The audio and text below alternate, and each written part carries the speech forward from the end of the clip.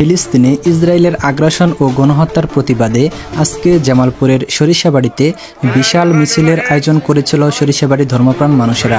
এই সময় এই মিছিলে উপস্থিত ছিলেন জামালপুর জেলা বিএনপির সম্মানিত সভাপতি ফরিদুল কবির শামীম তালুকদার সাহেব। এছাড়াও আরও উপস্থিত ছিলেন স্থানীয় ধর্মপ্রাণ মুসলমানেরা। সেই আন্দোলনে নানা ধরনের স্লোগানে ধ্বনিত হচ্ছিল।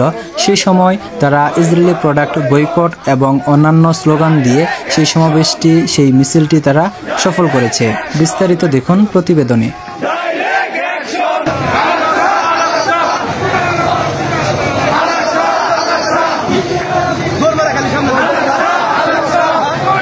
যে ভাইয়া বলেন যে ফিলিস্তিনে যে গণহত্যা চলছে এটা নিয়ে আরব বিশ্বে যারা ধনকুপ রয়েছে, বিশেষ করে দুবাই, তারপরে রয়েছে কাতার, তারপরে সৌদি আরব, তাদের মুসলমানদের যে ভূমিকাটা সেটা নিয়ে আপনি কি বলতে চান? তারা হলো মুনাফিক, তারা মুসলমান নামে মুসলমান, ওরা মদ জুয়ে নিয়ে ব্যস্ত আছে।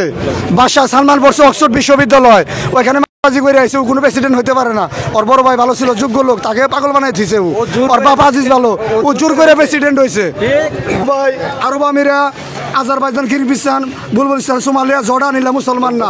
মুসলমান আমাদের বাংলাদেশে নামে মাত্র মুসলমান, মুসলমান নাম ধরে ওরা দুনিয়ার আরাম-আয়েশ, ভোগ বিলাসিতা ভোগ করার জন্য মুসলিম কান্ট্রি হিসেবে ওরা রাজত্ব দখল করেছে। ও দেশের জনগণ ওদেরকে পছন্দ করে না। জনগণকে ওরা কোন শাসা করে রাখছে, জনগণ তাদের বিরুদ্ধে কথা বলতে পারে না। ঠিক আছে, আসলে আমাদেরকে ব্যবহার করতেছে। সৌদি আরব আসলে রিয়েল মুসলমান কিনা আমরা এটা জানি না। আসলে মুসলমান না, ইরানের বলে যে শিয়া মুসলিম, ওই ইরানি ভালো মুসলিম, ইরানি মুসলমানদের পাশে আছে, খুতি পাল্টাছে, সোমালিয়া পাল্টাছে ওরা। ঠিক আছে, ওরা আসলে মুসলমান না সৌদি আরবেরা। আপনার কি মনে হয় এই মুহূর্তে মিশর, সৌদি আরব এবং কাতারের কি ভূমিকা পালন করা উচিত? ওরা যার কাছে যা আছে সব নিয়ে প্রস্তুত থাকার কথা ফিলিস্তিনে, কিন্তু তারা মজা নিতেছে। তারা যেই খাবার ভালাই দেয় বাংলাদেশ এই ফিলিস্তিনি নাহলে 15 দিন 16 দিন খাইতে পারবো। ঠিক আছে, সরাসরি মানে ডিক্লেয়ার যুদ্ধ করা উচিত, ওদের অংশগ্রহণ করা উচিত মুসলিম হিসেবে। আমাদের তেল দিয়ে, আমাদের সৌদি আরবের কাছে তেল কিনে আমারই মুসলমান ভাই মারে। বাদশাহ সালমান খালি পোলা গুরমা খাইবো, ওই আরেক মুনাফিক, ওর জন্মের ঠিক আছে কিনা আমি জানি না। ওই না মুসলিম, নন মুসলিমও আমরা মুসলমান, ইসলাম মুসলিম, বাংলাদেশের মুসলিম অফ দ্য কান্ট্রি বাংলাদেশ, আমরা সবাই করতে হয়েছি। আপনি যদি একজন বাংলাদেশি হিসেবে ফিলিস্তিনে যাওয়ার সুযোগ পান তাহলে আপনি কি করবেন? এক পায়ের উপরে খাড়া, যে কোনো বিনিময়ে জীবন দিলে শহীদ হবো আমি। এটা আমি অনেক দিন ধরেই ফিলিস্তিনে খুব ভালোবাসি আমি। ঠিক আছে, এটা অনেক দিন ধরেই আমি একটা মেসির বিগ ফ্রেন্ড ছিলাম। আমি মেসির দোকান পর্যন্ত ভেঙে ফেলাইছি, পতাকা পুড়িয়ে দিচ্ছি। 18 বছর মেসির পাশে ঘোরার জন্য অনেক টাকা খরচ করছি, এটা আমার ভুল হয়েছে। ঠিক আছে, আমার সবাই রুবেল করে ডাকবেন, মেসি করে ডাকবেন না। আমি ঘৃণা করে Messi, I hate you Messi.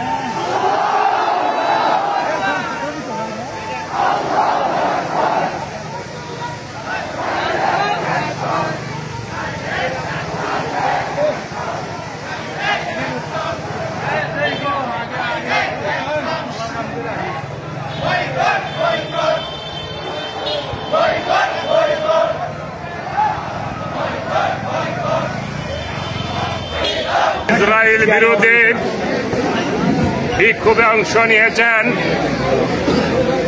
জনাব হাবিবুর রহমান ফারুক ভাই সহ মাওলানা ফজলুল হক সহ সম্মানিত নেতৃবৃন্দ, আমার পরম শ্রদ্ধেয় মুরব্বিয়ান এবং সর্বস্তরের মুসলমান ভাইয়েরা আসসালামু আলাইকুম।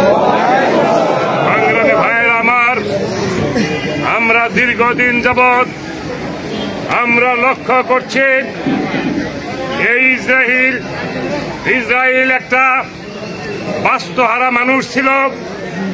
তারা একটি সময়ে ফিলিস্তিনিদের কাছে সাহায্য চেয়ে তারা কিছু লোক ফিলিস্তিনের গাজায় বসবাস শুরু করে। পরবর্তী সময়ে আস্তে আস্তে তারা সেই এলাকাগুলোকে দখল করে এখন ফিলিস্তিনকে দখল করতে চাচ্ছে। সেই কারণে আজকে ফিলিস্তিন গাজা সহ ফিলিস্তিনের মুসলমানদের উপর যে বর্বরচিত হামলা হচ্ছে, যেভাবে বোমা চতুর্দিক থেকে আক্রমণ করছে, তাতে গাজা এবং ফিলিস্তিনের লক্ষ লক্ষ শিশু সহ আমাদের মুসলমান ভাইরা মৃত্যুবরণ করেছেন। আমরা তাদের জন্য রুহের মাগফিরাত কামনা করি। ইন্না লিল্লাহি ওয়া ইন্না ইলাইহি রাজিউন। সংগ্রামী সাথী বন্ধুরা আমার, ইসরায়েল কোনদিনই ফিলিস্তিনের কাছে টিকতে পারে না।